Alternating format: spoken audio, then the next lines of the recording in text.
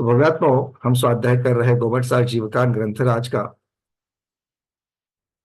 मार्गणा महाधिकार के अंतर्गत प्रथम मार्गणा गति मार्गणा की चर्चा चल रही है, जिसमें चार गतियों का वर्णन और उसमें भी जो चौथी गति है देव गति, उसमें चार निकाय का वर्णन, चार निकायों में से अंतिम वैमानिक निकाय का वर्णन हम लोग समझ के ले रहे हैं।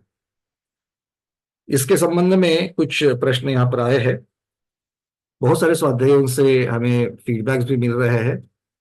प्रतिभा दीदी भी उसके अंतर्गत एक है कि ये देवगति का वर्णन बड़ा सुंदर लग रहा है, भावपूर्ण लग रहा है। उसी के अंतर्गत दीदी कहती है कि अभी जो स्वाध्याय चल रहा है उसका हर प्रसंग अद्भुत, ऐसा लगता है जैसे जहां का वर्णन चल रहा है वहीं पर पहुंच गए हो।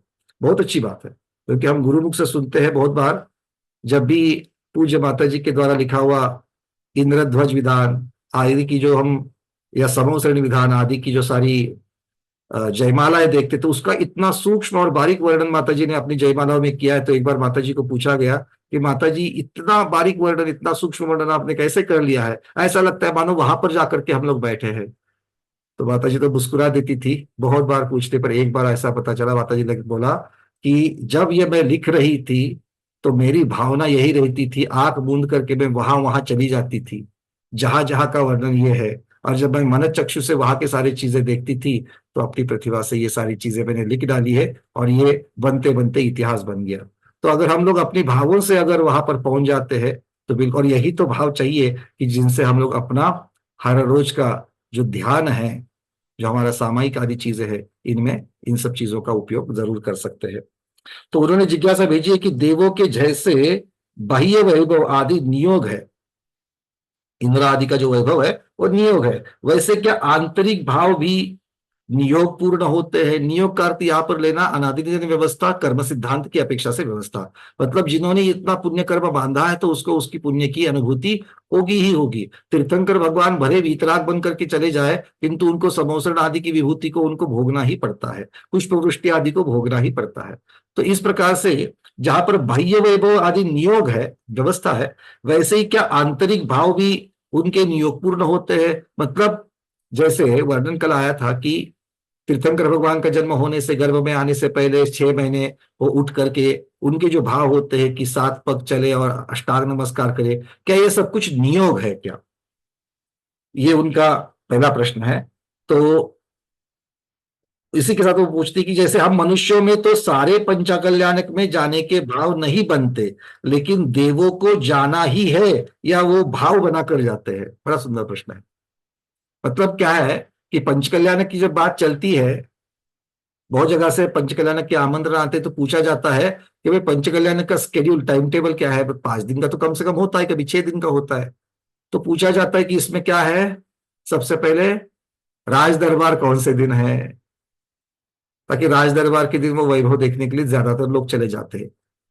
भले निर्वाण कल्याणक में और समोसन में आसक्ति होने वाले, उसमें अपने भाव बनाने वाले भी केवल ज्ञान कल्याणक आदि में चले जाते हैं। बहुत सारे लोगों को जब सूर्य मंत्र दिया जाता है या अंक लेखन किया जाता है, भगवंतों के मूर्तियों के ऊपर जो सारे बीजाक्षर लिखे जाते हैं, उसको देख करके बहुत लोगों के अच्छे भाव होते हैं, तो उन चीजों में जाना चाहते हैं। किंतु गर्भ कल्याणक के दिन कोई चला जावे, जो वही के है, जिन्होंने पात्र बन करके पंच कल्याणक में सहभागिता की है, वो तो रहते ही रहते हैं। किंतु कोई दूर गांव से अगर पंच कल्याणक में आ रहा है तो गर्भ कल्याणक के दिन, जन्म कल्याणक में भी शायद पहुंच जाएंगे पांडुक शिला के ऊपर अभिषेक करने के भावों से, बट अरे पहले दिन तो गर्भ कल्याणक की ज्यादा कुछ नहीं, माता के 16 स्वप्न दिखाएंगे, वो हमने देखे हुए हैं। क्या बोलते हैं? अरे पहले दिन तो और कुछ ज्यादा क्रिया नहीं होती है, गर्भ कल्याणक में तो ज्यादा से ज्यादा क्या 16 स्वप्न दिखाएंगे, वो हमने देखे हुए हैं। भाई देखे हुए तो जरा बता तो देता कि 16 स्वप्न कौन कौन से है? बहुत सारे देखे हुए हैं, 50 पंचकल्याणकों में देखे हुए हैं, पर कैसे देखे हुए हैं? हर पंचकल्याणक में तो यही बोलकर टाल के आए कि पता है 16 स्वप्न क्या होते हैं और उसका फल क्या होता है। कम से कम नाम तो बताओ, 4-5 नाम आ जाएंगे, उसका भी क्या फल होता है मालूम नहीं है। उसके पहले होने वाले यागमंडल विधि जैसे क्रियाएं हो, 24 तीर्थंकर भगवंतों के गर्भ कल्याणक की पूजा हो, अंकुरारोपण जैसी विधि हो, इतनी बहुत सारी महत्वपूर्ण क्रियाएं गर्भ कल्याणक के दिन होती है। तो उन दिनों जाने के भाव नहीं बनते हैं, दो कारणों की वजह से, एक अज्ञानता से और दूसरा प्रमाद से। एक अज्ञानता से क्योंकि मालूम ही नहीं कि वहां क्या होता है। अंकुरारोपण में उसमें जाकर अंकुर रोपण करने का सौभाग्य अगर किसी को मिले तो बहुत बड़ी पुण्य की बात है।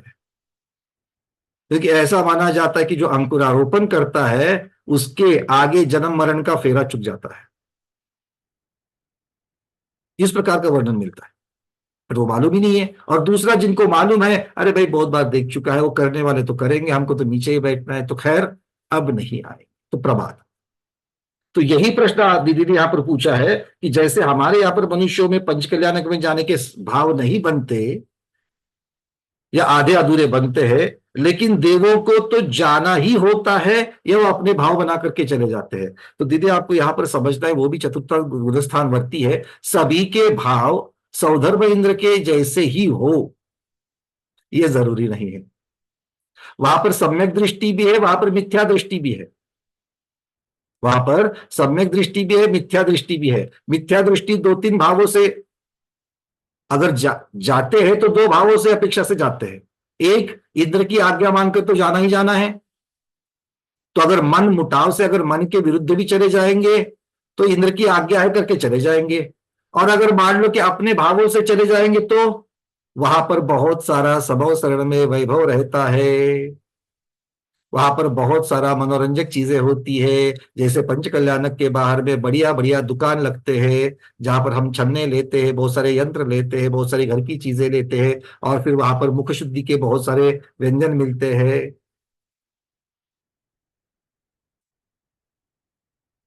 तो वो भी मिथ्या दृष्टि भी इसी प्रकार से, भैया जाकर के वहां पर बहुत सारी चीजें हैं, देखने के लिए मनोरंजन के हिसाब से चले जाए, दोनों प्रकार से जा सकते। अब सम्यक दृष्टि की बात करो तो सम्यक दृष्टि अपने बढ़िया से बढ़िया भाव बना करके भी जा सकता है, पंच कल्याणकों के दर्शन करने की अपेक्षा से जा सकता है। और दूसरा, अगर मान लो इस प्रकार के प्रभात से भाव बनते हैं कि अरे कोई नहीं, ठीक है, पिछली बार अभी अभी तो गए थे, किंतु इंद्र की आज्ञा मानकर भी चले जाते हैं।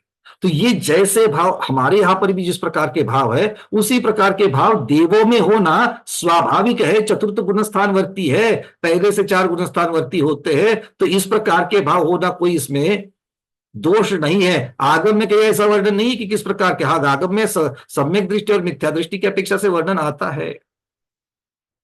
तो इस प्रकार से हम लोग इसको समझ, बातें समझ में आ रही कि नहीं आ रही, ज्यादा फर्क नहीं है हमें और उनमें। आगे दूसरा यह है कि ऊपर के स्वर्गों में गमनागमन कम होते जाता है, तो अधिक ऊपर तो गमनागमन होता ही नहीं है। जैसे कल्पातीतों के देवों में गमनागमन होता ही नहीं है, तो क्या वो नंदीश्वर द्वीप आदि की भक्ति करने के लिए भी नहीं जाते हैं? हाँ, बिल्कुल नहीं जाते हैं। कल्पातीत के जो देव है, अनुदिश, अनुत्तर और ग्रैवे के जो देव है, वो ना पंच कल्याणक में जाते हैं, ना किसी को संबोधन करने के हेतु गमनागमन करते हैं, और ना ही किसी अकृत्रिम चैत्यालय के या अष्टानिक पर्व आदि के निमित्त से कहीं पर भी नहीं जाते। ठीक है, कल्पोपन्न अर्थात 16 स्वर्ग तक के ही देव इन सब चीजों में भाग लेते, किंतु एक है, वो अपने अपने अवधि ज्ञान से, अपने वहां पर सिंहासन पर बैठे हुए अपने अपनी जगह से ही ये अवधि ज्ञान से इन सारी चीजों को जानते हैं, अवधि ज्ञान नेत्र से इन सारी क्रियाओं को देखते हैं। पंचकल्याणक किस प्रकार से चल रहे हैं, भगवान की दिव्य ध्वनि क्या खिल रही है, उसमें क्या संत उपदेश दिया जा रहा है। कोई मुनि महाराज चारणधारी या कोई बहुत तपस्वी मुनि महाराज है, तो उनका भी दर्शन वो अपनी जगह पर बैठे बैठे करते हैं, क्योंकि उनके पास उस प्रकार का अवधि ज्ञान है। आ रही बातें समझ में? इसके आगे चल करके गुरुमुख से हमने इस प्रकार से भी सुना था, गोमटेश भावरी भगवान की प्रतिमा के बारे में। पंचम काल में ऐसा आगम में एक प्रधानता से वर्णन आता है कि पंचम काल में देवलोगों का आगमन इस मध्यलोक में भरत क्षेत्र में आदि में नहीं होता है पंचम काल में। किंतु इसका अर्थ एकांत से नहीं लेना कि आते ही नहीं है, चूंकि यहां पर पंचकल्याणक आदि चीजें नहीं होती इसलिए पंचकल्याणक में नहीं आएंगे, इस अपेक्षा से नहीं आते हैं। किंतु अगर किसी देव का अगर मान लो अवधि ज्ञान से जानता है और वो गमनागमन करने वाला कल्पोपद्य देव है, तो आकर के अतिशय क्षेत्रों के दर्शन करने के लिए जरूर आ सकते हैं, पूजा भक्ति करने के लिए, अभिषेक करने के लिए भी जरूर आ सकते हैं, वंदना करने के लिए आ सकते हैं। इतना ही नहीं तो तपस्वी साधुओं के दर्शन करने के लिए भी आ सकते हैं। बहुत सारे उदाहरण है। आचार्य भगवान शांति सागर महाराज गजपंता में जब विराजमान थे, तो साक्षात तेजपुंज दो गोले आकर के उनकी गुफा में प्रवेश करते हुए लोगों ने देखे हुए, आज भी वो लोग विद्यमान है जिन्होंने इन चीजों को देखा था, भले वृद्ध है। सुने हुए, अपने कान से हमने सुना ये सब चीजें वहां पर जब जाते थे।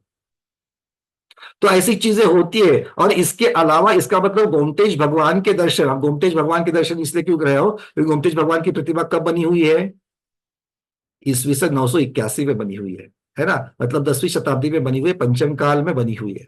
तो अगर पंचम काल में बनी हुई है तो फिर तो देव आकर के दर्शन कैसे करेंगे? तो एक तो साक्षात भी कर सकते हैं, या फिर अपने अपने जगह पर बैठ करके अवधि ज्ञान से भी इनका सबका दर्शन कर सकते हैं। ठीक है, चलिए आगे बढ़ते हैं। ऐसे ही मांगी तुंगी की प्रतिमा के बारे में मानना, 52 गजा की प्रतिमा, कुंडलपुर के भगवान, जो जो अतिशयकारी जितने जितने भगवान हैं, उन सब भगवंतों के बारे में इसी प्रकार मान सकते हैं। और आप लोगों को मालूम भी होता है, बहुत जगह पर अलग अलग तरीके के अतिशय भी होते रहते हैं। आगे तीसरा यह है कि भगवान की दिव्य ध्वनि अनक्षरी होती है, मगर देवकृत अतिशय में भगवान की ध्वनि अर्धमागधी भाषा में बताई है। तो इससे क्या आशय लेना है? भगवान की दिव्य ध्वनि अतिशय में क्या कहा है? अर्धमागधी है। तो भगवंतों की दिव्य ध्वनि को अलग अलग तरीके से आगम में बताया गया है। तो एक संकलन आज हमने यहां निकाला अलग अलग ग्रंथों के द्वारा, तो आप लोगों के सामने रख रहा हूं, दीदी के प्रश्न की अपेक्षा से ही है। एक तो है कि भगवंत की दिव्य ध्वनि अक्षरात्मक भी है और अनक्षरात्मक भी है, यह भी कल हमने बताया था। योग की अपेक्षा उसमें सत्य वचन योग और अनुभव वचन योग, ये दोनों योग होते हैं। इसी के साथ में ये भगवान के सर्वांग से निकलती है, और कई कई ग्रंथों में ये भी माना है कि वो भगवान के कंठ से निकलती है या मुख से निकलती है। हाँ, इस प्रकार से वर्णन भी आते हैं। कैसे? राजवार्तिक ग्रंथ में दूसरी अध्याय के अंतर्गत आया है, सकल ज्ञानावरण संशयार विभूतितातीन्द्रिय केवल ज्ञान रसनोपष्टंभ मात्रा देव वक्तृत्वेन परिणतः सकलांशुत विषयानर्थानुपदिशति। अर्थ यह है, सकल ज्ञानावरण के क्षय से उत्पन्न अतीन्द्रिय केवल ज्ञान जिह्वा इंद्रिय के आश्रय मात्र से रसनोपष्टंभ मात्र वक्तृत्व रूप परिणत होकर सकल श्रुत विषयक अर्थों के उपदेश करता है। तो एकांत से नहीं मानना, कई वर्णन प्रधानात्मक है, कई वर्णन गौणात्मक है, कई योग की अपेक्षा से वर्णन है, कहीं पर वर्णन सूक्ष्म क्रिया की अपेक्षा से है। आचार्य भगवंत ज्ञान योगी श्री विद्यानंद जी महामुनिराज की जय। नमोस्तु भगवान, नमोस्तु। गुरुदेव आपने हैंड रेज किया है। पंकज जी, हमारा जी अमृता शिति करके ग्रंथ है, और अधिकतर ग्रंथों में कहने की बजाय सभी ग्रंथों में कह सकता हूँ, सर्वांग रूप से भगवान की वाणी खिलती है और अनिच्छा पूर्वक वाणी खिलती है। ऐसी स्थिति में और सर्वांग भाषा माने 718 भाषा, सर्व भाषा में भगवान की वाणी खिलती है। अगर हम दंत, तालु, ओष्ठ, जीवा, अनुनासिका इत्यादि के रूप में दिव्य ध्वनि कहे तो 7 से 18 भाषाओं में खिलती है, ऐसा नहीं कहा जा सकेगा। उसमें अनेक बाधाएं आएगी। क्रम पूर्वक भगवान की वाणी होती है और एक भाषा को लिए हुए वाणी खिलती है, और क्रम से पदार्थों का निरूपण होता है, ऐसा प्रसंग आएगा। इसलिए सर्वांग भाषा में कहना ही अच्छा है, सर्वांग रूप से हम भगवान की वाणी खिलना ही अच्छा है। हाँ गुरुदेव, मैं यहाँ पर इसका बिल्कुल आपने ठीक कहा, मैं इसका विश्लेषण ही नहीं कर रहा हूँ, किंतु अलग अलग जो ग्रंथों में जिस प्रकार के श्लोक, अब जैसे राजवार्तिक जैसे ग्रंथ में, क्योंकि उसके पीछे का जो विवक्षा है वो विवक्षा उन्होंने अलग अलग रखी है। जब मूल वहां पर उन्होंने राजवार्तिक में आचार्य भगवान ने इस प्रकार के अगर शब्द रखे हैं, तो उसको हम क्या कह सकते हैं, उसको हम लोग छोड़ नहीं सकते, मतलब इस प्रकार का वर्णन भी आता है, किंतु उसे उसी विवक्षा से लेना पड़ेगा, जैसे हरिवंश पुराण में भी वर्णन है।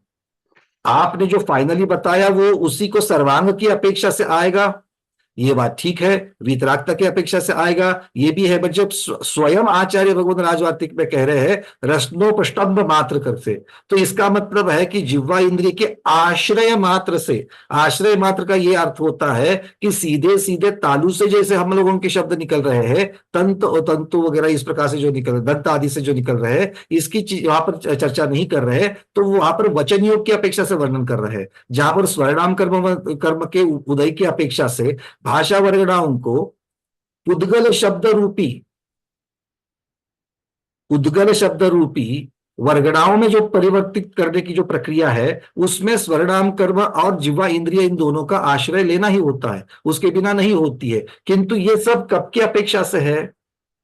तो संसारी जीव की अपेक्षा से, औदारिक शरीर की अपेक्षा से ये सारा वर्णन ठीक है, किंतु किसी अपेक्षा से, क्योंकि भगवान अभी भी मनुष्य गति में है, अभी भी वो परमावतारिक शरीर में वहां पर विद्यमान है, और अभी भी उनका वचन योग जो है वो विद्यमान है। तो अगर हम वचन योग की बात करते हैं तो वचन योग सर्वांग से होना, अब चूंकि सर्वांग से ये शब्द जो है ये भी किसी अपेक्षा से है, जैसे तिलोय पन्नति में कहा दिया सीधा सीधा, तालु दंत ओष्ठ तथा कंठ के हलन चलन रूप व्यापार से रहित होकर एक ही समय में भव्य जनों को आनंद करने वाली दिव्य ध्वनि के स्वामी होते हैं। समाधि शतक में भी ऐसा ही लिखा है, हरिवंश पुराण में, महापुराण में, तात्पर्य बहुत सारे ग्रंथों में इस प्रकार का वर्णन आता है। या फिर इस प्रकार से कषाय पाहुड़ में अगर पुस्तक एक की बात करें तो उसमें लिखते हैं जिस समय दिव्य ध्वनि कीर्ति है उस समय भगवान का मुख बंद रहता है, ऐसा भी वहां पर वर्णन कषाय पाहुड़ के अंतर्गत आया है।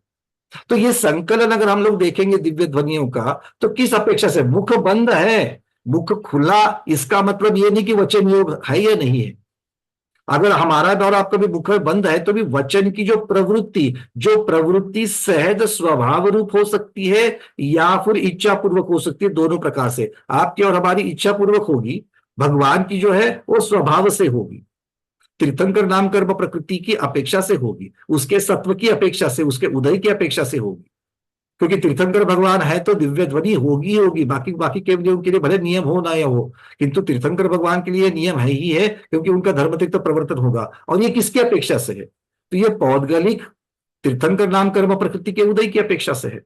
तो इसीलिए यहां पर बाकी शारीरिक क्रिया की अपेक्षा से, काय योग की अपेक्षा से यहां पर ज्यादा वर्णन ना करते हुए, कहीं पर किसी अपेक्षा से, शरीर की अपेक्षा से देखा जाए तो सर्वांग से है या मुख बंद है, और अगर योग आदि की सूक्ष्मता की अपेक्षा से देखा जाए, पुद्गल की, शब्द रूपी पुद्गल की, जहां पर वहां पर अगर हम ओमकार कहे तो भी ओमकार भी तो शब्द रूप है, और शब्द जो है वह अक्षरात्मक अनक्षरात्मक दोनों भी है, भाषा अक्षरात्मक अनक्षरात्मक दोनों रूप में है। तो इस प्रकार की चीजों की निर्मिति का कारण अगर हम लोग सूक्ष्मता में जाकर के देखेंगे तो ये मानने के लिए कोई ये नहीं कि उन अपेक्षाओं से स्वर नाम कर्म और जीवा इंद्रिय का आश्रय, इस प्रकार से वो समझने के लिए कोई दो राय नहीं बनती, ऐसा मुझे भी लगता है।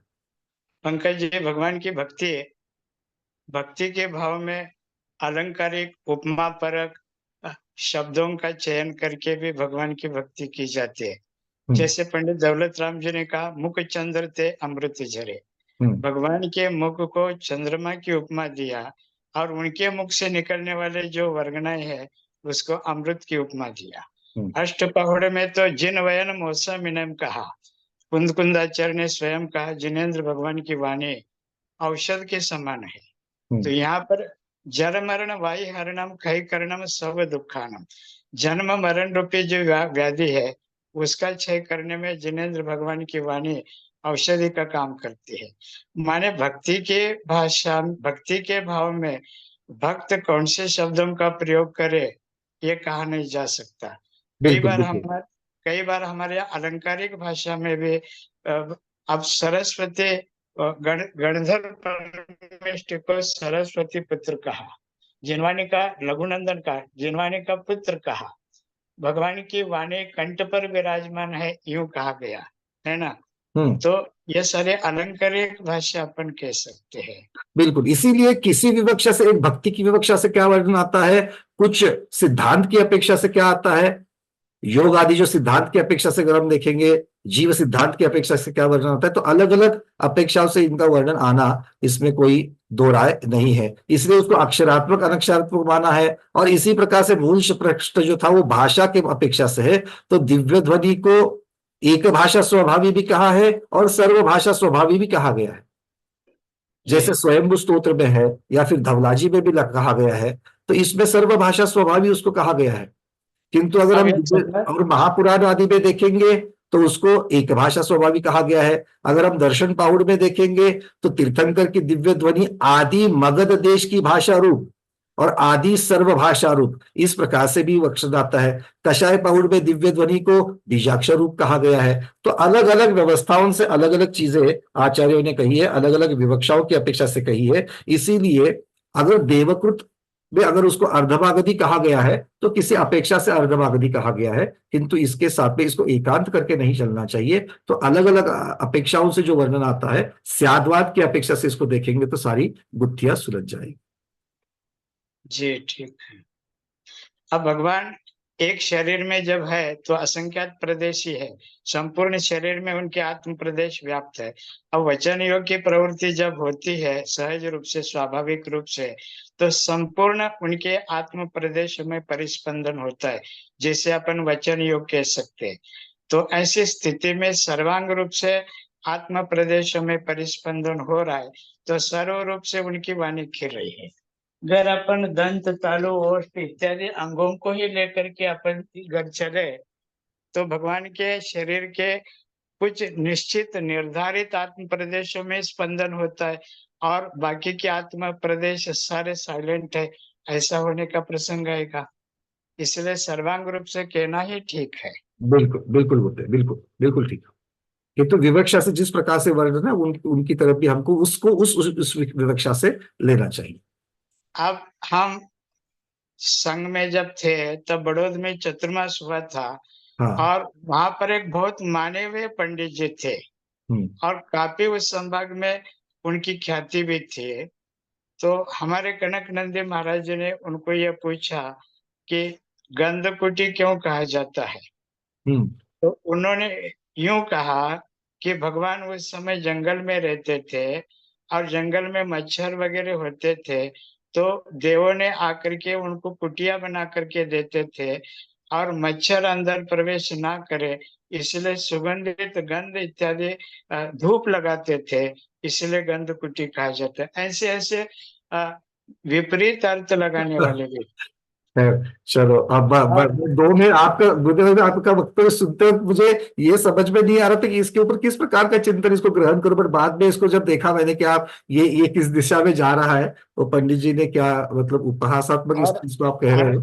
अर्धमागधी का अर्थ क्या पूछा गया तो उन्होंने यूं कह दिया कि भगवान का समचरण ज्यादा करके भगवान महावीर का मगध देश में होता था और मगध देश की राजधानी उस समय राजगृही थी। ज्यादा करके मगध देश के लोग ही भगवान के समचरण में बहुसंख्या में ज्यादा ज्यादा जगह मगध देश के लोग ही घेर लेते थे, इसीलिए उसका नाम अर्धमागधी भाषा यूं नाम रखा गया। ऐसे शब्द का अर्थ लगाते हैं। अगर ऐसा कहेंगे तो फिर नेमिनाथ भगवान की दिव्य ध्वनि के लिए क्या करेंगे, सौराष्ट्री भाषा कहेंगे फिर उसके लिए, जबकि समय चरण में असंख्यात देव लोगों की संख्या रहती है, इतनी संख्या तो मनुष्यों की भी नहीं रहती वहां पर। बिल्कुल बिल्कुल। और इसीलिए अंग्रेजी को आंग्ल भाषा समझ करके सिर्फ उसको नकारना ये ठीक बात नहीं है, क्योंकि हमने ये भी गुरुमुख से बहुत बार सुना है कि अरे आप ऐसा क्यों सोचते हो, आज के परिप्रेक्ष्य में आंग्ल भाषा यहाँ की नहीं है, ठीक है अंग्रेजी भाषा यहाँ की नहीं है, किंतु अंग्रेजी भाषा थी नहीं, या फिर ये भगवान की जो सारी जो लघु भाषाएं है भले 18 महाभाषा में नहीं है, पर उसी के अपेक्षा से देखा जाए तो बहुत सारी चीजें उन्हीं से बनी हुई है, ये भाषा उपभाषाओं से बनी हुई है, लघु भाषा के अपेक्षा से बनी। जैसे मैंने स्वयं जब इटालियन लैंग्वेज का जब मैंने अध्ययन करके थोड़ा बहुत उस पर प्रभुत्व पाया, तो मैं देखा बहुत सारे शब्द वहां पर है। जैसे हम साबुन कहते हैं वो सबोने कहते हैं, हम यहाँ पर कमीज कहते हैं हिंदी में, वहां पर कमीचिया कहते हैं। तो बहुत सारे ऐसे शब्द, हम लोग कमरा कहते हैं वो कमरा ही कहते हैं, वो लोग कैमरा कहते हैं, वैसे जैसे एक रूम के लिए। तो बहुत सारे शब्द ऐसे हैं जो यहां से चले गए हैं। या फिर जैसे पिता है, माता है, उसको वैसे ही माद्रे, पाद्रे, इस प्रकार से मदर और फादर के लिए शब्द इटालियन लैंग्वेज में है। तो ये भाषाओं की जो आगे चल करके भी, अभी भगवान का समय तो बहुत पहले का समय है, तो भगवान के चूंकि केवल ज्ञान की अपेक्षा से भाषाओं का वर्णन हो रहा है, तो केवल ज्ञान की अपेक्षा से तो ऐसी कोई भाषा ही नहीं है। भाषा और उपभाषा की जो भगवान की वाणी में, उसको अछूती रह जाएगी। इसलिए एकांत से आंग्ल भाषा को, अंग्रेजी को, या कोई किसी भी भाषा को, ये हमारी नहीं है, ये तीर्थंकरों की नहीं है, ये तो म्लेच्छों की भाषा है, ऐसा कहने की कोई आवश्यकता नहीं है। एक और प्रश्न है। अपने यहाँ तो 18 भाषा के अलावा भी 700 भाषाओं को स्वीकार किया, बिल्कुल जिसे लघु भाषा कहा। बिल्कुल बिल्कुल बिल्कुल। तो लघु भाषा में तो बहुत संख्या आ गई, 18 महाभाषा में भाषा संख्या कम है। इसलिए बिल्कुल सर्व भाषा में भी कहा अमृता क्षिति ग्रंथ में योगेंद्र देवाचार्य ने। और बहुत सारी भाषाओं की तो लिपि भी नहीं है, किंतु भाषा है। जैसे हमारे यहाँ कोंकणी है, कोंकणी की कोई लिपि नहीं है, पर कोंकणी भाषा है। और ऐसे बहुत सारे कोंकणी लोग हैं जिनको हिंदी अंग्रेजी नहीं समझती है। अगर ऐसा कोई सम्यक दृष्टि मान लो वहां पर चला जावे, तो उसे कैसे वो अपनी अपनी भाषा में ही उसको समझ। तो कोंकणी भाषा में भी तो उसको उस समय में क्या कह सकते हैं, दिव्य ध्वनि भगवान की समझ में आ जाएगी। तो खैर इस प्रकार से है। एक इनका अंतिम प्रश्न है, फिर आप अपने विषय की तरफ बढ़ेंगे। एक अंतिम प्रश्न था कि जैसे आतप और उद्योत नाम कर्म के साथ जम्बूद्वीप के सूर्य और चंद्रमा का वर्णन आया कि उनके विमानों में जो पृथ्वी का एक जीव जन्मते हैं, उनमें उद्योत और आतप नाम कर्म होता है। तो क्या लवण समुद्र आदि जो बाकी के सूर्य और चंद्र के जो विमान है, ज्योतिषियों के जो विमान है, क्या इनको भी ये वर्णन लगाना चाहिए क्या? देखो, इसका निषेध करने का कोई सवाल ही नहीं है, क्योंकि अगर निषेध की बात होती तो आचार्य भगवान स्वयं लिखते कि ये सिर्फ जम्बूद्वीप के विमानों के ही चमकीले होते हैं, बाकी के चमकीले नहीं होते हैं। और चूंकि सभी को ज्योतिषी देव कहा है, तो सभी ज्योतिषी देवों के विमान चमकीले ही है। फिर वो पानी के अंदर भ्रमण करने वाला लवण समुद्र का सूर्य हो, या फिर बाहर स्थिर रहने वाले ज्योतिषी देव हो, या फिर गमन करने वाले ज्योतिषी देव हो, तो सभी ज्योतिषी देवों के विमान चमकीले होते हैं। तारा से लेकर के, सिर्फ सूर्य चंद्र को लेकर के, उसके बाद में बाकी जितने भी है वो मंद प्रकाश वाले हैं। किंतु मंद प्रकाश होते हुए भी, जैसे ग्रह है, नक्षत्र है, इनके विमान भी मंद प्रकाश वाले हैं। अगर किंतु मंद प्रकाश का अर्थ ये नहीं होता कि उसमें प्रकाश ही नहीं है। तो प्रकाश तो है, और प्रकाश कहाँ से है? तो किसी का उद्योत नाम कर्म से है, किसी का आतप नाम कर्म से। आतप नाम कर्म मुख्यतः से सूर्य के लिए है, बाकी सभी उद्योत नाम कर्म वाले हैं। तो इस प्रकार से इस प्रश्न के उत्तर हम लोग समझ सकते हैं। चलते थोड़ा सा आगे, जहां पर कल हम लोगों ने चर्चा की थी, सौधर्मेंद्र के यहाँ की चर्चा हम लोग कर रहे थे। देवों के भवनों की चर्चा अब शुरू करनी है। उसके बीच में देव विमान और उनके भवनों के जो वर्ण हैं, इनका एक बहुत सुंदर वर्णन कल हमें सिद्धांत सार दीपक ग्रंथ में मिला। आप सब लोगों को हमने पीडीएफ भेजी है, तो कृपया सब लोग उसको जरूर सुन लेना, जरूर इसको भी पढ़ लेना। 1 मिनट से मैं यहाँ से वो वर्णन लेना चाहता हूं, जिसको हम लोग अपने सुधारित आवृत्ति में भी जरूर लेंगे।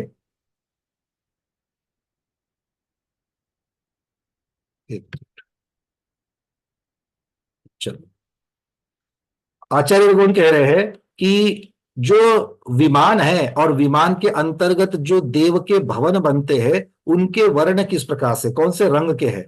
तो सबसे पहले वर्णन आता है सौधर्म और ईशान, ये दोनों स्वर्ग के। देखो, हमने पीडीएफ में भी कई कई जगह पर प्रिंटिंग मिस्टेक थी। एक चीज को पहले समझ लेना, एक स्वर्ग ऐसा है कि जिसके इंद्र और स्वर्ग, इसके नाम में साधर्म्य होने की वजह से बहुत बार लिखने में गलती होती है। तो जब भी दूसरे स्वर्ग का नाम आता है, उसे ऐशान स्वर्ग कहेंगे, ऐसे लेकर के, ठीक है। और जब इंद्र का नाम आगा तो ईशान इंद्र कहेंगे, ठीक है, दीर्घ ई वाला। सबको याद रहेगा ये। तो स्वर्ग का नाम आएगा तो ईशान, और इंद्र का नाम आएगा तो ईशान, ठीक है। इस प्रकार से लगा लेना। अगर कभी कभी मान लो कि बोलते वक्त भी आगे पीछे हो जाए, तो आप इसको करेक्ट करके अपने पास समझ लेना। तो सौधर्म और ईशान, इन दो स्वर्गों के जो विमान है, और उन विमान और उनके अंदर रहने वाले सारे जो भवन आदि है, प्रासाद आदि है, वो 5 वर्ण वाले हैं। काले, नीले, लाल, पीले, श्वेत। मैं फिर से कह रहा हूं, काले, नीले, लाल, पीले और श्वेत। ये 5 वर्ण वाले इनके विमान और इसके अंदर के जो भवन है ये कहे जाते हैं। इसके बाद में सानत कुमार और महेंद्र, ये जो स्वर्ग युगल है, इसके विमान में काला वर्ण छोड़ करके बाकी के 4 वर्ण वाले होते हैं। तो पहले स्वर्ग युगल में 5 वर्ण वाले, दूसरे स्वर्ग युगल में 4 वर्ण वाले, जिसमें काला वर्ण को हटा देना। फिर चलते आगे, ब्रह्म ब्रह्मोत्तर लांतो और कापिष्ट। ब्रह्म ब्रह्मोत्तर लांतो और कापिष्ट मतलब अगले 2 स्वर्ग युगल, 4 स्वर्ग की बात कर रहे हैं ये। तो आगे के 4 स्वर्गों में कितना है?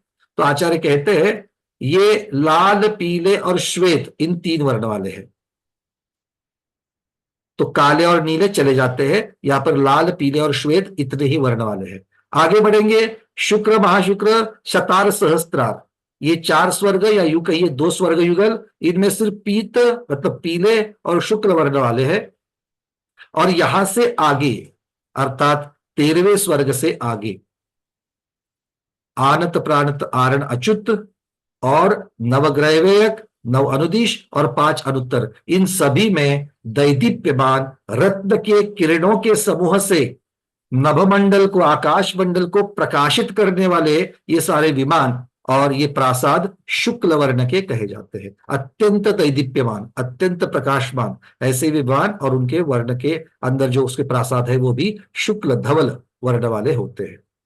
ठीक है, कहां से? 13वें स्वर्ग से ऊपर सर्वार्थ सिद्धि तक। तो सर्वार्थ सिद्धि का वर्ण कौन सा हो गया? शुभ्र धवल रत्नमयी दीप के समान। चलिए पंकज जी, यहां से आगे बढ़ेंगे। पंकज जी, हाँ मर्जी। अभी जो संदर्भ चल रहा है इस संबंधित प्रश्न है मेरा।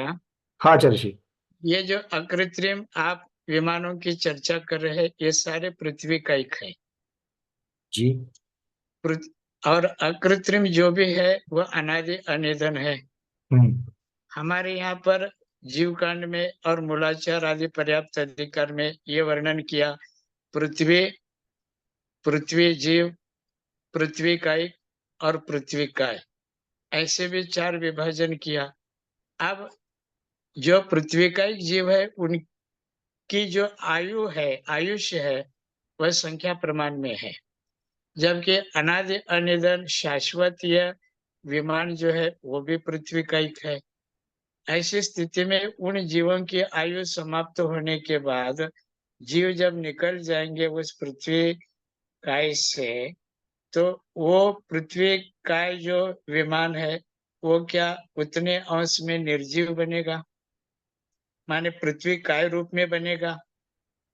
चलिए आचार्य जी, यहाँ पर एक चीज को हमें समझना है कि ये पृथ्वी का एक शब्द जो आया है, ये पृथ्वी का एक का अर्थ यहाँ पर पृथ्वी करके लेना है, पुद्गल पृथ्वी करके लेना है, जो योनिभूत है। क्या होता है, बहुत बार आश्रय और जिसको आश्रय लिया जा रहा है, आश्रय और आश्रेय, ये दो, आधार और आधेय, ये जो दोनों होते हैं, ये दोनों को एक दूसरे में उपचार करके भी वर्णन होता है, उस प्रकार से कथन होता है। इसीलिए यहां पर मुख्यतः से ये जो विमान बने हुए हैं, ये विमान है तो योनिभूत पृथ्वी, पुद्गल पिंड, तो इसमें आकर के पृथ्वी का एक जीव जन्म लेंगे। जब ये पृथ्वी का एक जीव यहां पर अपनी आयु पूर्ण करके चले जाएंगे तो भी नीचे उनका जो शरीर था वो पृथ्वी काय करके रह जाएगा। किंतु ये सारी पृथ्वी जो है ये स्वयं योनिभूत, स्वयं उद्गल रूप होने की वजह से उसमें जीव आते रहेंगे, जीव जाते रहेंगे, जीव आते रहेंगे, जीव जाते रहेंगे। ये पहली बात। और दूसरी बात, इनकी अनादि निधनता कैसे बनती है? चूंकि ये स्कंद है, ये पौद्गलिक स्कंद है, इसलिए इनका पूरण और गलन होते रहता है। इसलिए इनमें से बहुत सारे स्कंद जो है वो निकलते रहते हैं और नए स्कंद इनमें आते रहते हैं। इस प्रकार से जाने वाले स्कंद और आने वाले स्कंद, इनके भी रूप रस गंध वर्ण की अपेक्षा से देखा जाए, संख्या की अपेक्षा से देखा जाए, तो इनके जो आकार है, ये जो स्कंद है, ये ज्यों के त्यों बने रहते हैं और इसीलिए इनको अनादि निधन कहा गया है। द्रव्य की अपेक्षा से ये अनादि निधन है और ये अस्तित्व की अपेक्षा से भी अनादि निधन है, किंतु पुद्गल होने की वजह से अपने द्रव्य का जो मूल स्वभाव है इसकी अपेक्षा से इनमें पूरण और गलन जरूर पाया जाता है। ये तो द्रव्य की अपेक्षा से, मतलब पुद्गल द्रव्य की अपेक्षा से हो गया, किंतु ये पुद्गल द्रव्य योनिभूत होने की वजह से इनमें आकर के जीव भी जन्मते हैं और जीव का जन्म मरण होते रहता है, इसलिए वो तो चले जाएंगे, किंतु ये स्कंद जो है ये बने रहेंगे, और इस अपेक्षा से ये अनादि दिन। और इसी प्रकार से अकृत्रिम चैत्यालय को भी लगा सकते हैं, इसी प्रकार से मेरु पर्वत आदि को भी लगा सकते हैं। जितनी अनादिदिन पौद्गलिक पिंड से ये जो रचनाएं बनी हुई है, ये अनादिदिन रचनाएं इसी प्रकार से है। जी, माने उत्पाद और व्यय तो सतत हो रहा है, उसमें काल विभाजन नहीं है, लेकिन उसमें जो द्रव्यपना है, स्कंद की अपेक्षा कहा जाए अथवा पृथ्वी का के पर्याय रूप में जो अवस्थिति है, उसको ही अपन द्रव्य समझ करके उस अपेक्षा में शाश्वत यूं कहा जाए क्या? बिल्कुल गुरुदेव, उसको प्रधानता से देखा जाए तो उसको शाश्वत कहे जाएगी, उस द्रव्य की अपेक्षा से उसको शाश्वत कहा जाएगा, क्योंकि वो व्यवस्था, वो रचना जो कि त्यों बनी रह रही है। जी, अगर उसकी वर्गणा की अपेक्षा से देखेंगे तो वो वर्गणा तो निकल जाएगी, बिल्कुल निकल जाएगी। जी। अभी अपने सिद्धांत ग्रंथ में ये आता है कि अगर पुण्य से देवगति को प्राप्त किया लेकिन उसका दुरुपयोग किया, तो ऐसा देव मर करके पहले अथवा दूसरे स्वर्ग में जाता है। सॉरी, अपने पृथ्वी जीव भी बन सकता है, जल का एक जीव भी बन सकता है, वनस्पति का एक भी बन सकता है। तो पृथ्वी जीव रूप में जो बन रहे हैं, वो क्या वही देव मर करके उसी अकृत्रिम चैत्यालय आदि के रूप में पृथ्वी रूप में शरीर धारण कर सकते हैं क्या?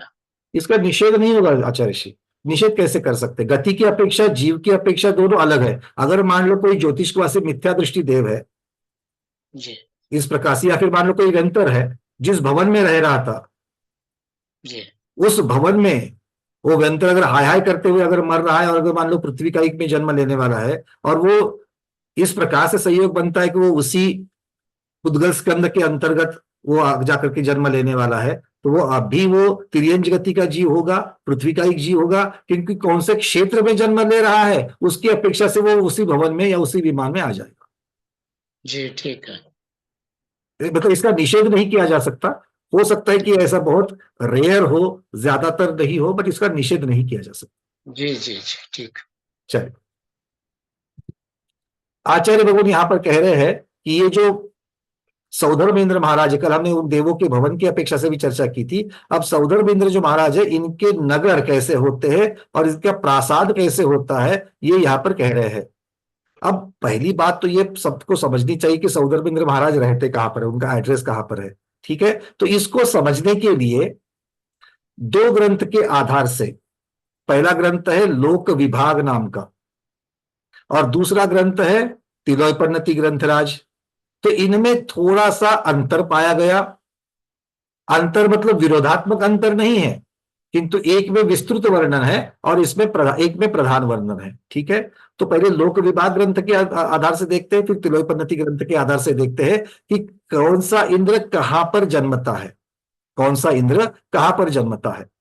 ठीक है, आप लोगों ने ये भी पूछा था, जिसमें आपके इस प्रश्न का उत्तर भी आ जाएगा कि भाई अंतिम में जो दो स्वर्ग युगल है, आरण आनत प्राणत आरण अच्युत, ये जो है चार स्वर्ग है, इनको मिलकर के जो छह पटल थे, तो कौन सा इंद्र कहाँ है, क्या है, इसकी जो चर्चा है वो भी इस चार्ट के माध्यम से आज पूर्ण हो जाएगी। तो आपको मैं यहां से ये चार्ट दिखा रहा हूं, उसके बाद में मैं प्रश्नों को भी लूंगा।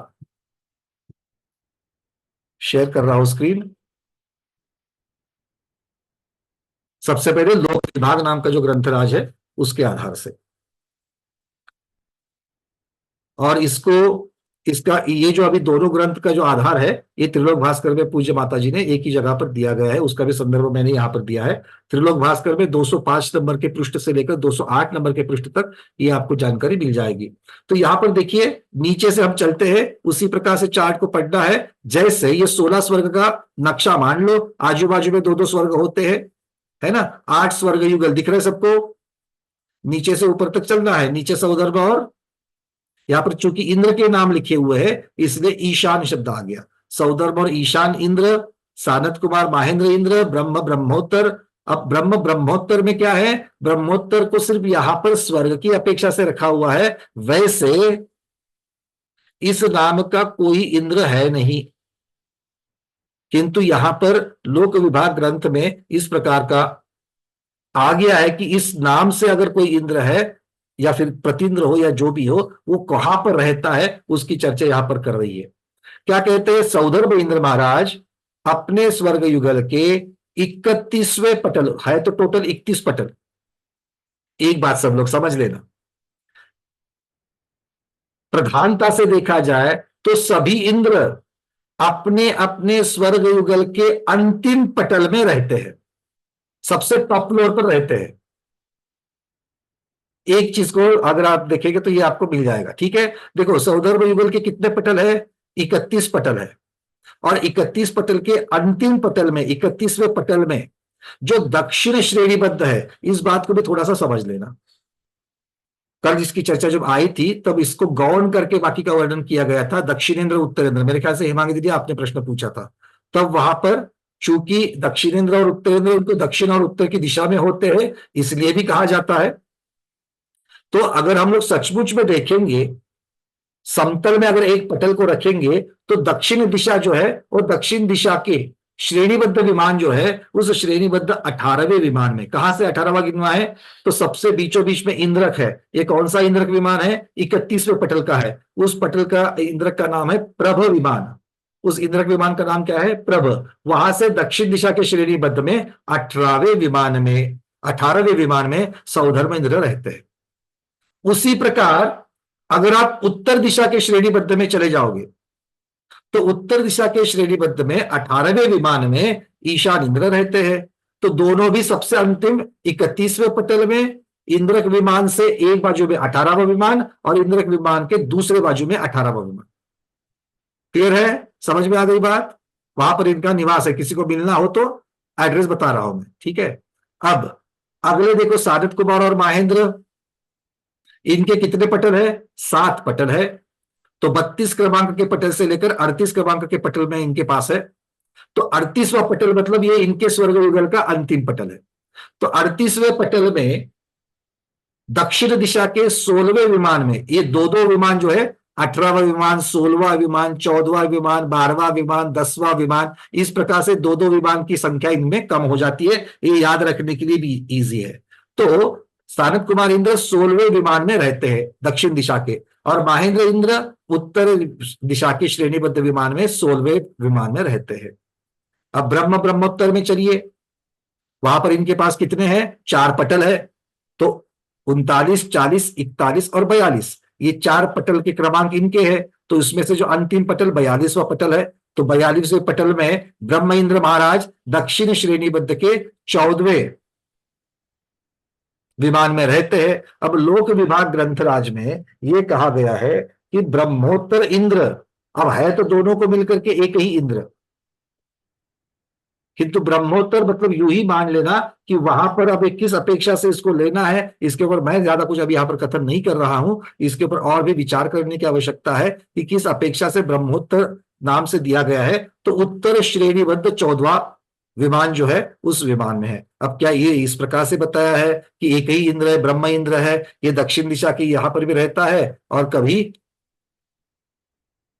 ये सब तर्क की बातें हैं, ऐसा आगम में कहीं नहीं लिखा कि कभी 6 महीने इधर रहते, 6 महीने उधर रहते, ऐसा नहीं है। गर्मी में इधर, सर्दी में उधर, ऐसा नहीं है। किंतु 2 उल्लेख हमको यहां पर मिल रहे हैं, ब्रह्म और ब्रह्मोत्तर, दक्षिण श्रेणी के 14वें और उत्तर श्रेणी के 14वें, ठीक है।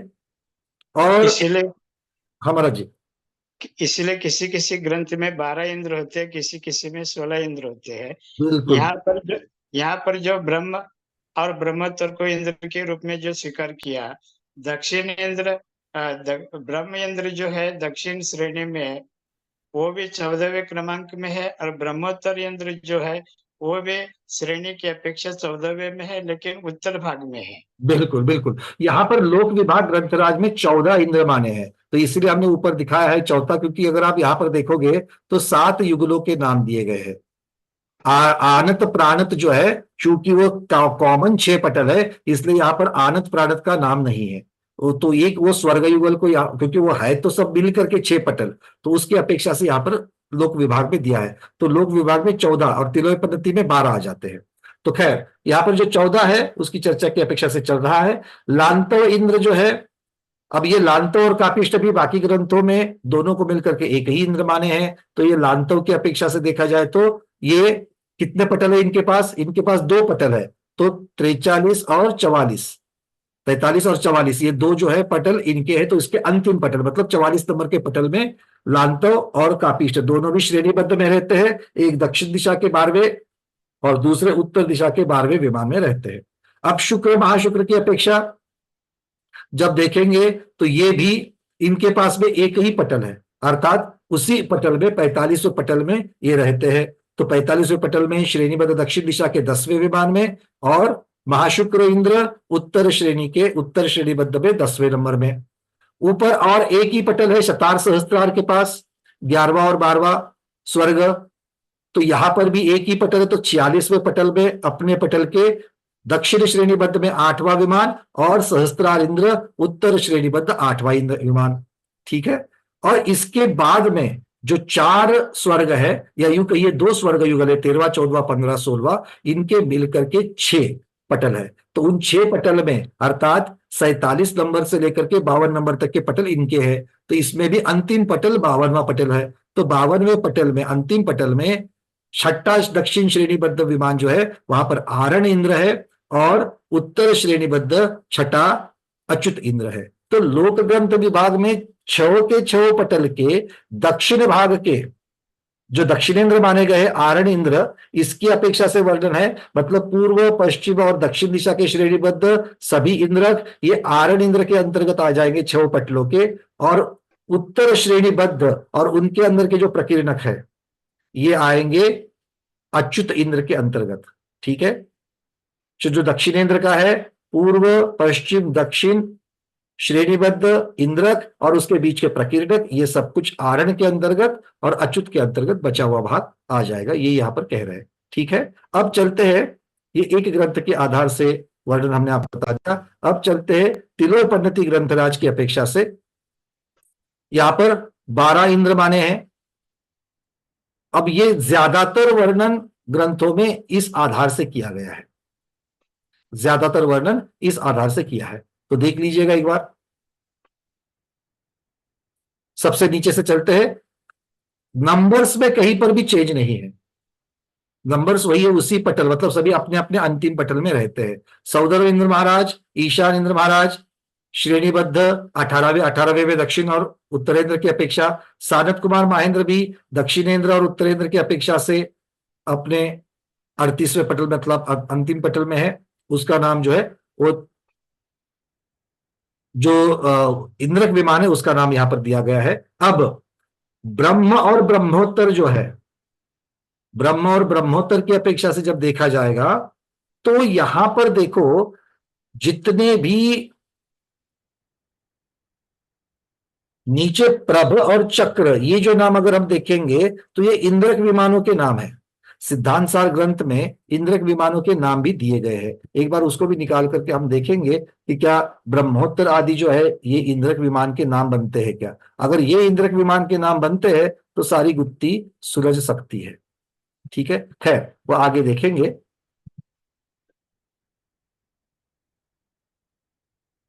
तो आप लोग इसको फिर से एक बार देख लेना। अब देखो ब्रह्म ब्रह्मोत्तर, इसलिए यहाँ पर अभी ब्रह्मोत्तर इंद्र वाला जो विभाग है वो खाली है। लांतो कापिष्ट में कापिष्ट वाला विभाग जो है इस ग्रंथ में खाली है, उन्होंने इसके बारे में वर्णन नहीं किया है क्योंकि इन ग्रंथों में एक ही इंद्र माना है, और वो कहां पर है, दक्षिण दिशा में 12वां और 14वां, मतलब उनका विमान का जो नंबर है वो चेंज नहीं होता है, पटल का विमान नंबर चेंज नहीं होता है। समानता दिख रही है सबको दोनों में भी, दोनों चार्ट में। चलिए आगे बढ़ते हैं। अब शुक्र और शतार मतलब शुक्र महाशुक्र के बीच में अगर हम देखेंगे तो 45वां पटल और 46वां पटल वही रहता है जो पहले आया था लोक विभाग में, और जो श्रेणीबद्ध विमान का नंबर है 10वां और 8वां वो भी आता है, किंतु इन दोनों स्वर्गों में एक ही इंद्र होने की वजह से दूसरे इंद्र का वर्णन यहां पर नहीं है।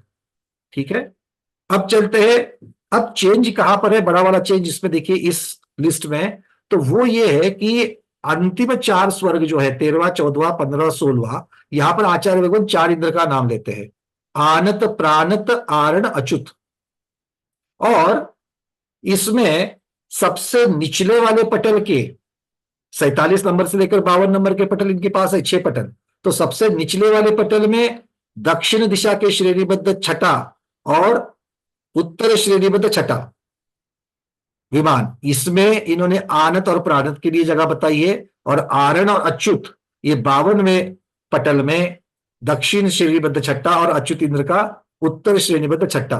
मतलब आरण और अच्युत इंद्र का वर्णन यहां पर भी वही मिलता है, किंतु एडिशनल वर्णन, अधिक का वर्णन यहां पर तिलोय पद्धति ग्रंथराज में आनत और प्राणत का मिलता है। और वो भी कैसे, ये उन्हीं के पटलों के उन्हीं क्रमांक के विमान में, किंतु सबसे निचले पटल में उनको यहां पर जगह दिखाई है। फर्क समझ में आ रहा है सबको? गंगवाल जी, सब फर्क समझ में आ रहा है आपको? जेटी गंगवाल जी, फर्क समझ में आया क्या? नहीं आया तो हाथ ऊपर कर दो। देखो अभी जेटी गंगवाल जी के आधार से हम सबको फिर से समझाते हैं फर्क कहां पर दिख रहा है। ज्यादातर आपको अंतिम वाला जो पटल है, बाकी तो ठीक है, जहां पर जो इंद्र नहीं है उनका वर्णन इस ग्रंथ में किया ही नहीं है कि नहीं है? हाँ, और है। अगर हम लोग अंतिम 6 पटलों की बात करेंगे, जिसमें 4 स्वर्गों में मिलकर के 6 पटल है, तो पहले लोक विभाग ग्रंथ में क्या कहा था? चलो एक बार मैं आपको फिर से पीछे लेकर के जाता हूं, पिछली वाली लिस्ट दिखाता हूं, देख लो। वहां पर क्या है, सिर्फ आरण इंद्र और अच्युत इंद्र इनकी चर्चा करी हाँ। है ना? और वो भी कहां पर? 52वें पटल में, छठा छठा विमान है उनका। बस तिलोय पद्धति में भी वही वर्णन है, किसका? आरण और अच्युत का, अगली लिस्ट में। बट यहां पर उन्होंने बचे हुए 2 इंद्र जो है उनके लिए भी विमान की वहां पर कल्पना की है। मतलब आरण इंद्र और अच्युत इंद्र जो है इनकी अपेक्षा से भी यहां पर बताया जा रहा है। ठीक है, क्लियर है? अब हो गया क्लियर। चलिए, और ये सिद्धांत सार दीपक पृष्ठ 463 की अपेक्षा से भी ये आनत और आरण का जो पटल है इनका संदर्भ यहां पर दिया गया है, ये आप लोगों को समझना है। तो अलग अलग चीजों को हम लोग अपने ज्ञान में संग्रहित करके चलेंगे। थोड़ा सा आगे चल करके अब इंद्र का जो नगर है उसकी चर्चा करते हैं। इंद्र का नगर किस प्रकार से बना होता है, या यूं कहिए जिस विमानों में इंद्र रहते हैं तो वहां पर रचना किस प्रकार से होती है। ये भी हमने सिद्धांत सार ग्रंथ से ही ये चित्र लिया है। आपको जो पीडीएफ भेजी गई है उसमें भी ये चित्र है, इसलिए चित्र बनाने में अभी समय ना गवाए, जो जहां पर चल रहा है वर्णन उस वर्णन की तरफ ध्यान दीजिएगा। ठीक है, चलो सबसे बीच ये क्या है, देखो पूर्व पश्चिम उत्तर दक्षिण सब लोग देख लेना। अब आचार्य महाराज जहां पर वर्णन कर रहे हैं वो कह रहे हैं कि सबसे बीचों बीच इंद्र का नगर है, मतलब बीच वाला मोहल्ला किसका है? इंद्र का मोहल्ला है। अब ये इंद्र का मोहल्ला अगर हम सौदर्भ इंद्र की बात करेंगे तो ये कौन से पटल में होगा? 31वें पटल में होगा। नीचे से टोटल 63 है, उसमें से 31वें पटल की ये रचना चल रही है। ठीक है, उसमें भी कौन से विमान की चल रही है? कौन से विमान की ये रचना चल रही है? 31वें पटल के कौन से विमान की रचना चल रही है? अरविंद जी बोलिए। इंद्रक विमान की। इंद्रक विमान की। विजयलक्ष्मी दीदी किसकी चल रही है? अनम्यूट अनम्यूट करिए दीदी। विजयलक्ष्मी दीदी अनम्यूट कर देना, अनम्यूट नहीं हुआ है। हाँ, वो श्रेणीबद्ध में 18वें नंबर में इंद्र बहुत बढ़िया, क्योंकि ये सौदर्भ इंद्र जिस विमान में रहते हैं उसकी रचना है। तो सौदर्भ इंद्र महाराज 31वें पटल के इंद्रक विमान से श्रेणीबद्ध कौन सी दिशा का? दक्षिण दिशा के श्रेणीबद्ध पंक्तिबद्ध जो है उसमें 18वें विमान में रहते हैं। तो उसकी अपेक्षा से यह वर्णन है उस विमान की रचना किस प्रकार की नगरी बनी रहती है। तो सबसे बीचों बीच इंद्र का मोहल्ला है। ठीक है, अब ये इंद्र का जो मोहल्ला है उसी के बीचों बीच में वहां पर अकृत्रिम चैत्यालय जानना। कहा जानेंगे? सबसे बीचों बीच जहां पर इंद्रनगर लिखा है वहां पर। ठीक है, कोई भी स्क्रीन को हाथ नहीं लगाएगा, नहीं तो यहां पर लाइंस आ जाती है, बाकी लोगों को समझने में दिक्कत होगी। ठीक है, आप लोगों को PDF भेजी गई है, बाद में भी चाहिए तो आप इसको देख सकते हैं, या फिर आप लोग चित्रों के प्रिंट आउट्स निकाल करके रखते जाना। यहां पर अगर स्क्रीन को आप लगाओगे तो एक तो जूम होगा नहीं और बाकी लोगों को भी तकलीफ होती है। ठीक है, चलिए अब ये इंद्र का जो नगर है वो देखिए 5,00,000 योजन प्रमाण है। उसका विस्तार कितना है? 5,00,000 योजन। इसके अब ये सौदर इंद्र का जो नगर है इसकी अलग से रचना हम आपको दिखाएंगे, किंतु विमान की रचना कैसी है देखो, नगरी की रचना कैसी है। तो बीच में इंद्र का मोहल्ला, उसके बाजू में सेना नायक जो है, ये सेना नायकों के नगर, उनके प्रासाद आदि बने हुए हैं। सेना नायक मतलब कौन? 7 प्रकार की सेना रहती है, तो 7 प्रकार की सेना के जो अधिनायक रहते हैं वो वहां पर रहेंगे। उसके बाद में मतलब उसके देखो, उसके बाद में आप चलते जाना, अब इसके इनको घेर करके किनके घर है, किनके मोहल्ले हैं, तो कहते हैं पारिषद जाति के जो देव रहते हैं उनके हैं। अब पारिषद जाति के देवों में भी 3 लेवल होती है। आभ्यंतर पारिषद मतलब दरबार में इंद्र के नजदीक बैठने वाले सांसद, फिर उसके बाद में बैठने वाले सांसद, और सबसे दूर बैठने वाले सांसद। तो आभ्यंतर, मध्यम और बाह्य पारिषद ये शब्द आता है। पारिषद शब्द आगम में 2000 वर्ष पूर्व आया। अभी आप देखते हैं ना, जब हम दिल्ली में चलते हैं कहीं पर जाते वक्त, तो वहां पर हरे रंग में बोर्ड रखते हैं, फला फला पार्षद का निवास स्थान, फला फला पार्षद का निवास स्थान लिखा रहता है कि नहीं रहता है? हाँ, तो पार्षद शब्द देखिए यहां पर परिषद से आ गया है। चलिए, इनको घेरने के बाद में सामानिक देव जो है, सामानिक पदधारी जो है, उनके मोहल्ले, उनके प्रासाद इनको घेर करके रहते हैं। इसके बाद में किल्विषक, अभियोग्य और कंदर्प जाति के देव रहते हैं। ये क्या माने जाते हैं ये समझ लेना।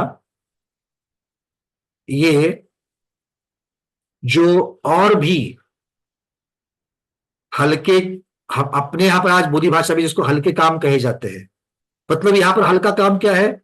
वाहन बनना आदि है। तो जो देव दुर्गति वाले जो देव है वो अब यहां पर घेर करके सबसे अंत में रहते हैं। किसी जमाने में इस प्रकार की व्यवस्थाएं हमारे भारतवर्ष में भी थी। जो बॉर्डर है, अब हिंदी में क्या कहते हैं हमारे, उसको वेस कहा जाता था। गांव की सीमा, नगर की सीमा, बाउंड्री, उसको मराठी में वेस बोलते हैं। तो वेस के नजदीक मतलब सीमा पर जो देव रहते हैं उनको कंदर्प जाति के देव कहते हैं। कंदर्प नाम जो है वो कहीं पर नहीं आता है, ये विशेष प्रकार से वर्णन भी आता है इन देवों का, कंदर्प जाति के देव। तो ये कंदर्प जाति के देव सीमावर्ती भाग में रहते हैं। किल्विषक देव सीमावर्ती भाग में रहते हैं। अभियोगी जाति के देव सीमावर्ती भाग में सबसे दूर रहते हैं। मतलब इंद्र के नजदीक रहना और इंद्र से दूर रहना। समझ में आ रही बात है? क्लियर हो रहा है? चलिए, अब कंदर्प जाति के देवों में कौन जन्मते हैं देव दुर्गति में? जो मध्यलोक में अति कामुक स्वभाव के होते हैं, अति कामुक स्वभाव के वो जीव अगर किसी कारण से अगर देवगति पाते हैं तो वो कंदर्प जाति में जन्मते हैं। ठीक है, मिथ्या दृष्टि होते हैं तो वहां पर जन्मते हैं। इनको छोड़ करके यहां तक कि जो भवन आदि प्रासाद आदि जो हो गए, इनको छोड़ करके बहुत सारे अंतराल है, बहुत सारी जमीन है। उसके पश्चात मतलब यहां पर क्या है? वन है, चारों दिशा में वन है। आम्र वन है, सप्तच्छद वन है, आदि आदि प्रकार के चारों दिशाओं में वन आते हैं। और इन वनों के मध्य में बहुत ही सुंदर वापिकाएं हैं, उद्यान है, और इन्हीं के बीचों बीच 4 लोकपाल जो होते हैं, कुबेर, सोम, यम और वरुण, ये 4 लोकपाल है। ये लोकपाल भी एक भवावतारी होते हैं। ये लोकपाल भी एक भवावतारी होते हैं, बहुत महत्वपूर्ण पदधारी देव होते हैं ये। और ये इंद्र के दरबार में भी रहते हैं चारों दिशा में। तो ये 4 दिशा के 4 लोकपाल, इनके भवन, इनके प्रासाद इन वनों के बीचों में होते हैं। और फिर इन्हीं वनों के एक एक दिशाओं में गणिका महत्तरियों के प्रासाद होते हैं।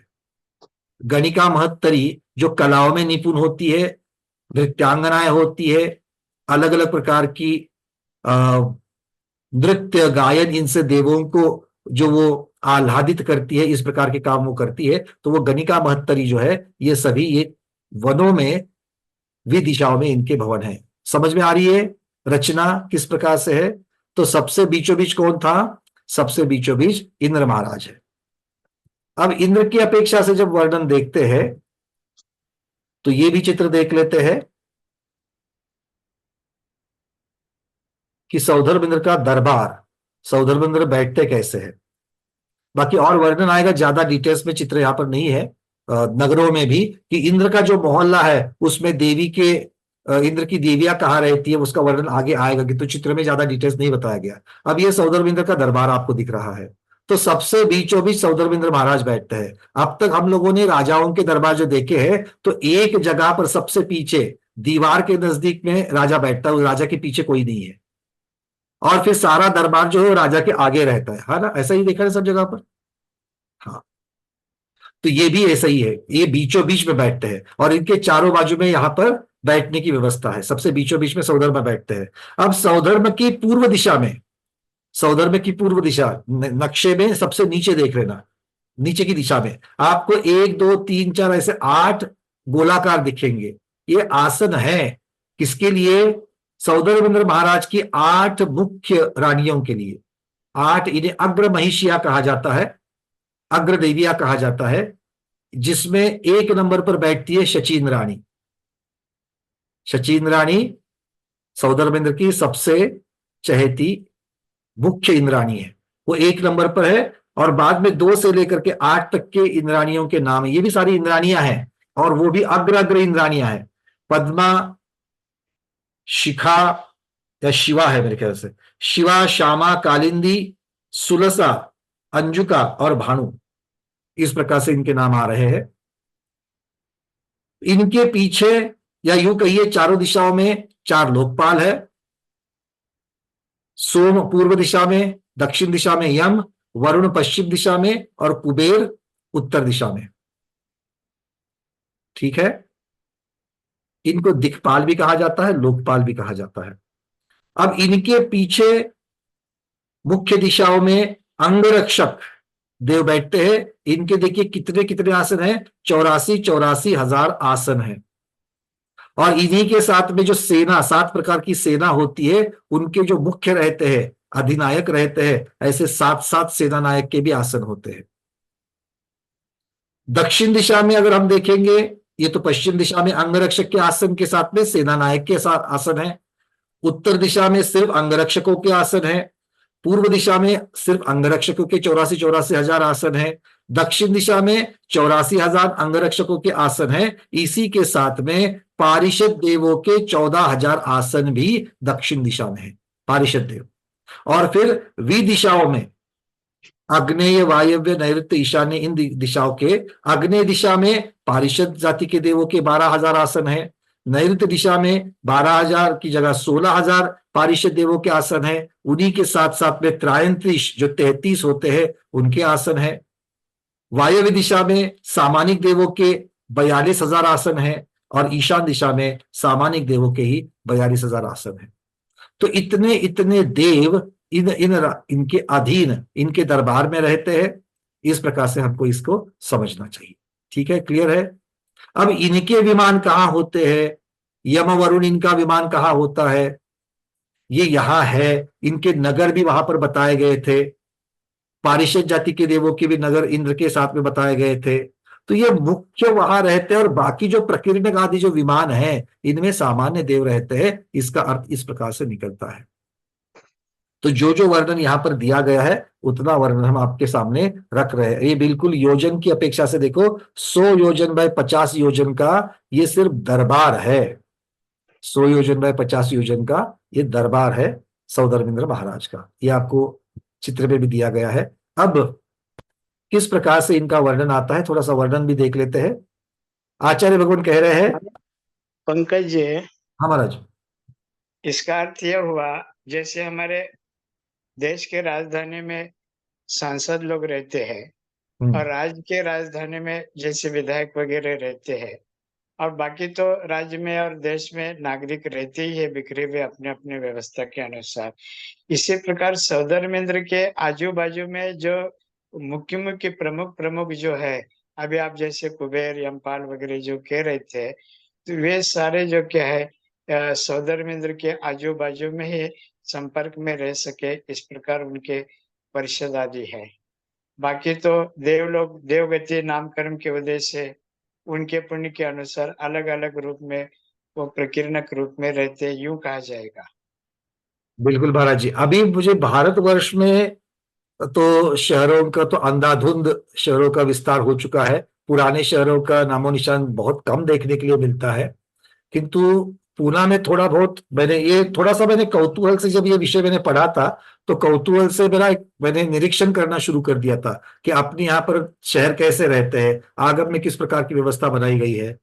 तो इससे ज्यादा मिलता जुलता वर्णन मुझे रोम, पेरिस, फ्रैंकफर्ट, ये जो यूरोपीय देश है, इन देशों में हमारे बहुत सारे स्वाध्यायी वहां पर जाते रहते हैं, आप लोगों ने भी ये निरीक्षण किया होगा।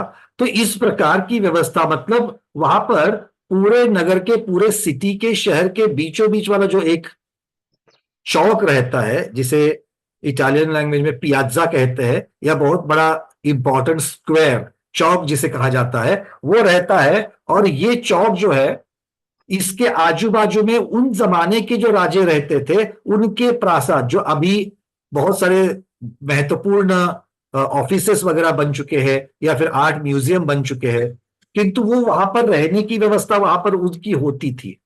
राजा का प्रासाद होता था, और राजा के प्रासाद के बाजू में भी इस प्रकार का, जैसे मैंने ट्यूरिन शहर में मैंने बहुत ज्यादा तक रहा हूं मैं, जो उत्तर इटली में है, आल्प्स पर्वतों के नजदीक में, वहां पर पियाज्जा कस्टेलो नाम का ये बीचों बीच में ये चौक है।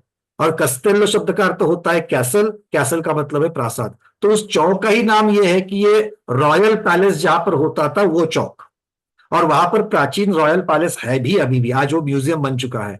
तो मतलब वहां पर भी राजा सबसे बीचों बीच में रहेगा। उसके बाद में उनको घेर करके बिल्कुल इसी प्रकार की चौकोन रचना, बिल्कुल इसी प्रकार की चौकोन रचना आपको दिखेगी। और इन्हीं चौकोन, जैसे हम लोग किसी स्केल को लेकर के, जैसे हम लोग एक मेश बनाते हैं एक्स और वाई डायरेक्शन में, उसी प्रकार से ये गलियां और मोहल्ले बनते हैं चौकोर चौकोर में, और अपने पद के अनुसार इनके घर होते थे। तो इन चौकों के नजदीक में अगर आप देखेंगे तो बहुत महत्वपूर्ण पदधारी लोग रहते हैं, आज भी रहते हैं, और फिर वहां से दूर दूर दूर बाकी प्रजाएं रहती है। तो आज भी इस प्रकार की व्यवस्था वगैरह, मैं मतलब इसका बहुत आश्चर्यचकित हुआ मैं कि यूरोप में जहां पर जैनिज्म का ज्यादा विस्तार नहीं है आज की अपेक्षा में, अगर हम लोग देखेंगे, तो भी आगम में इंद्र के दरबार की या जिस प्रकार की वहां की नगरों की रचना है, हूबहू आज 21वीं शताब्दी में भी हमें ये रचना दिखाई देती है। और लोग उस रचना को इतना महत्वपूर्ण मानते हैं कि उन्होंने ये शहर 400-400, 500-500 नहीं, 2-2 हजार वर्ष प्राचीन है। अब ये जो ट्यूरिन शब्द, तोरिनो कहा जाता है उसको, जिस शहर की बात मैं कह रहा हूं, ये 2200-2500 वर्ष पुराना है। ये इटली की कभी प्राचीन, रोम के पहले ये राजधानी हुआ करता था। और जीसस क्राइस्ट के जब क्रूसिफिकेशन हुआ, उनको जब सूली पर चढ़ाया गया, और वो सूली पर चढ़ाने वाले जो रोमन थे, वो रोमन्स यहाँ पर आए थे, उनके नाम से यहाँ पर गेट भी, दरवाजे भी बने हुए हैं, वो आज भी है, उसको पोर्ता पालिताना कहते हो, कही जाता है वहां पर। तो ये मतलब इतने सारे मॉन्यूमेंट्स आज भी 2-2, 2,500 हजार वर्ष के पुराने प्राचीन वहां पर है, और वहां पर इन चीजों को बड़ा सुरक्षित किया गया है, और इसको आज भी इतना महत्वपूर्ण माना जाता है इस रचना को। और एक नहीं, दो नहीं, यूरोप के बहुत सारे शहरों में आपको इस प्रकार की रचना दिखती है। तो ये आई कहां से, इसका मूल कहां पर है? तो आगम में इस प्रकार की रचना, और भारतवर्ष में ना मिलने का कारण बहुत है, क्योंकि यहां पर 1000 वर्ष से ज्यादा तो बाकी लोगों ने यहां पर आकर के अपनी संस्कृति की, यहां से इस संस्कृति, यहां की संस्कृति को बनाया गया लास्ट के 1000 वर्षों में। और उसके पहले कम से कम 500 से 600 वर्ष बाकी लोगों ने यहां पर, अजैनों ने जैनों की पूरी संस्कृति को यहाँ पर मिटाने का प्रयास कर दिया। तो ये सारी चीजों को देखते हुए जैन धर्म की प्राचीनता, 2-2 हजार वर्ष पहले के ग्रंथों में, तिलोपनिधि ग्रंथ अगर देखा जाए तो 2000 वर्ष पुराना ये प्राचीन ग्रंथ है। तो ये इस प्रकार के ग्रंथों को जब हम देखते हैं, चलो 2000 नहीं तो 1600 वर्ष तो पक्का ही है, 5वीं शताब्दी के आसपास का अगर मानेंगे तो भी, तो 1600 वर्ष का तो जरूर है। तो इतना 1600 वर्ष प्राचीन रोम सिटी कितने वर्ष की प्राचीन है, किस प्रकार का वर्णन वहां पर है। तो इसका अर्थ यह है कि जैनिज्म जो है ये बिल्कुल इन सभी दिशाओं में तीर्थंकर का विहार, तीर्थंकरों की वाणी, जैन आगम, ये बिल्कुल पहुंचा था और उस प्रकार की ये रचनाएं होती भी थी। ये इसको बिल्कुल ये सबल सिद्धांतों के द्वारा इसको सबल प्रमाण मिलते हैं। इसको देख करके भी मन काफी आह्लादित हो जाता है। खैर चर्चाएं निकली थी और इस चीज को मैं आप लोगों के नजदीक थोड़ा सा रखना चाहता था। थोड़ा सा आगे बढ़ते हैं। यहाँ पर कह रहे हैं, हाँ जयश्री, अभी आप जो सौधर्मेंद्र का प्रसाद और उनके अंतपुरवासी इत्यादि का जो दिखा रहे थे ना, वो पूरा वास्तु विज्ञान से जुड़ा हुआ नक्शा आपका दिख रहा था। आजकल जो बिल्डिंग बनते हैं, इमारत बनती है, कहीं कहीं कॉलोनियां बनती है, या किसी बिल्डर के द्वारा अपने को अपना मकान बनाना है और किसी इंजीनियर को अपना नक्शा बना करके दो बोले, तो पूरा जैसे अभी आप कुबेर स्थान, वरुण स्थान इत्यादि जो आप दिखा रहे थे ना, यम स्थान वगैरह, वो पूरा वास्तु विज्ञान से जुड़ा हुआ विषय है। बिल्कुल बिल्कुल बिल्कुल। तो ये अनादिदिन व्यवस्था और भगवंतों की वाणी के विद्यानुवाद पूर्व से आया हुआ ये वास्तु आदि जो विज्ञान है, ये भी सारे शास्त्र ही है और इन्हीं की अपेक्षा से ये सारा वर्णन हम लोगों को मिलता रहता है। आगे बढ़ते हैं। यहाँ पर आचार्य भगवंत कह रहे हैं कि 84,000 योजन विस्तृत सुवर्णमय प्राकार से वेष्टित सौधर्मेंद्र का नगर है। प्राकार शब्द का अर्थ होता है बाउंड्री वॉल। तो सौधर्मेंद्र का जो मोहल्ला है उसको बाउंड्री वॉल है।